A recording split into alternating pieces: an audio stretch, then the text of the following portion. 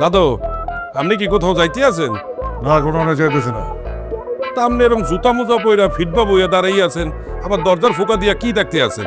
পাখি দেখতেছি বেটা। সিঁড়ির ঘরে কি পাখি দেখা যায়? তুই বুঝবি না, জানেন থেকে সর। দাদু, আপনার কি কোনো কুমতলব আছে? আবু ডিস্টার্ব করিস না, সর।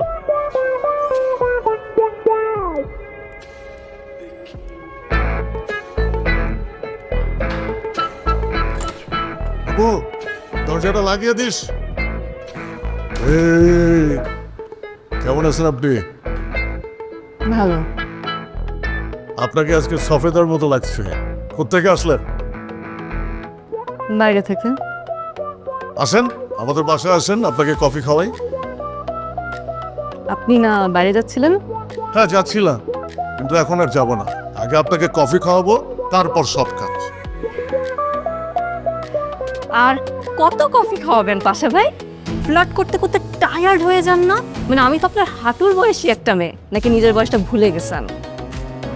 আপনাদের সাথে মিশি, একটু হেসে কথা বলি, তা আপনি ধরেই নিছেন যে একটু ফ্লার্ট করলে মেয়ে পটে যাবে।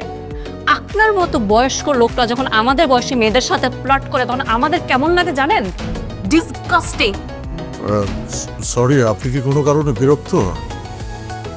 হ্যাঁ, আমি আপনার উপর বিরক্ত। সরি, আপনি তাহলে যেতে পারেন। আমি তো যাবই, কিন্তু আপনি আর কখনো আমার সাথে ফ্লার্ট করবেন না। আচ্ছা, ঠিক আছে। ওই আবু, পাশা ভাই আমার দিকে তাকান। আমি কেন আর কোনো মেয়ের সাথে কখনো ফ্লার্ট করবেন না। জি জি, অবশ্যই। ওই হাবু, আরে দরজা খুল বেটা, বাথরুম চেপেছে। কি হয়েছে কি? আউকা শুরু করছেন কা? কি হয়েছে কি? হ্যাঁ, স্পর্শ।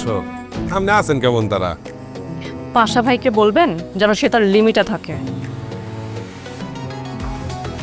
দাদু, কি হারছেন? আরে কিছু করি নয় বেটা, দরজা লাগা। দাদু, সত্যি করে বলেন, স্পর্শের সাথে আপনি কি হারছেন? আমি কিন্তু সবারে বইলা দেব। আরে বেটা, কইলাম না কিছু করি নাই।